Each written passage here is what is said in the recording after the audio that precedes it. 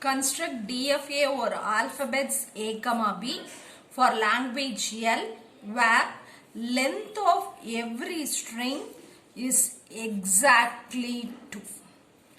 Now, consider language L1. So, this L1 consists of strings of length which is exactly 2. But the alphabets are A and B. Okay. So, now we have the alphabets as A, B. So, when I go for considering L1, I should write all combinations of this A and B which has length exactly 2. So, I can go for AA, AB, BA, BB. Other than this, I cannot go for anything because it will become more than 2. So here it is exactly 2. So this is 1, 2, 1, 2, 1, 2, 1, 2. So we have all the strings with 2 alphabets. Okay.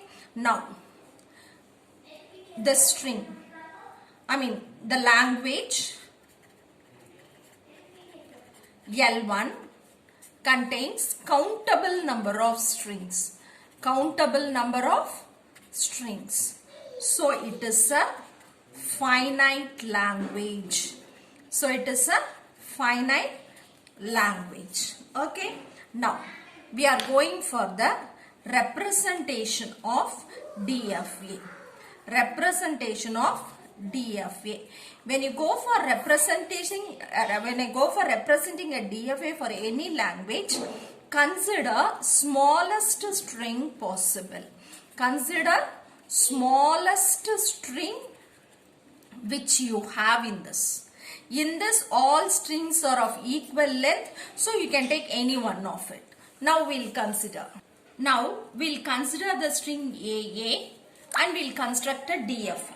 Okay. Now Q0 is the initial state. Q0 is the initial state. Now, when it accepts the input A, it moves to the next state Q1. Okay. Next, I have A. So, it has to accept this as A and it has to move to the next state, and this should be my final state. This should be my final state since this string has to be accepted. So, this should be my final state. In the same way here, I can have A, B also. Now I have done for AA. Next I can have A, B also. So the first one is A. So here I have A. The next one is B. So I can give here B also as input. Okay. Then it has to finish it off. So Q2 should finish. Then I am going to consider BA. So here the first alphabet is B. So I have to give the input as B. So when my Q0 takes the input B, it moves to the state Q1.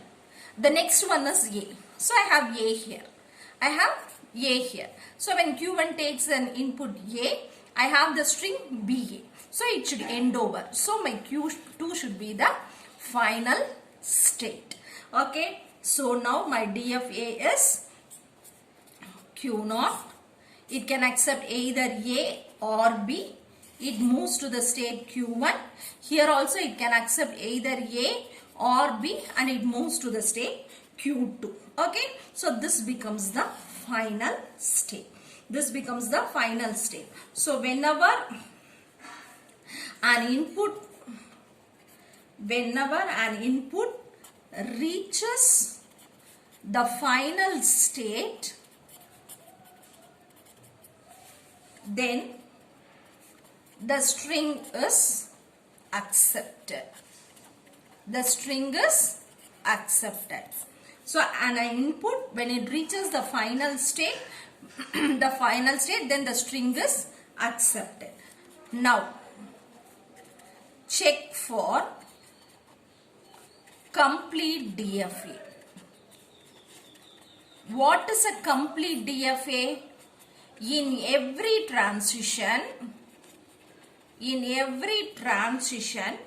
it should accept all inputs. It should accept all possible inputs and move to the next transition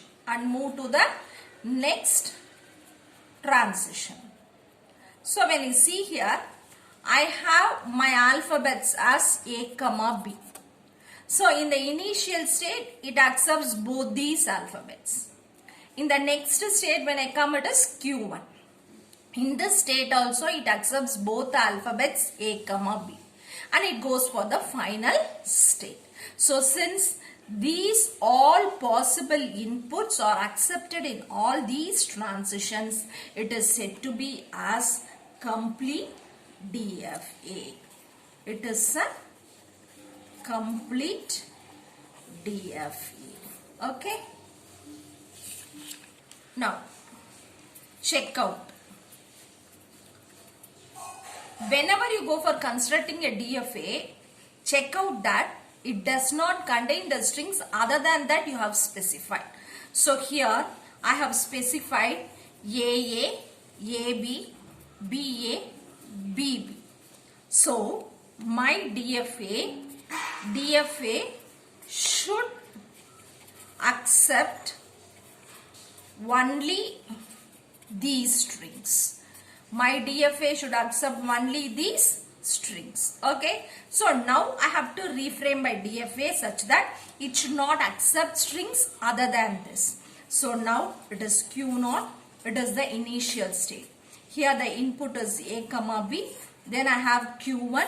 Here the input is A comma B. I reach Q2. After this Q2, I should not accept any AB. If at all I come across any AB, I move to the state which is a dead state. This is not a final state. This is not a final state. So, if I go for considering a string BAA, my input starts here, show it accepts this input B, then it go for accepting this input A, then again it accepts the input A and it reaches the dead state. This is not the final state. So if a string doesn't reach the final state, then this string is not accepted. Okay, so whenever you go for constructing a DFA, see to that it accepts only the particular set of strings and it does not accept the other strings.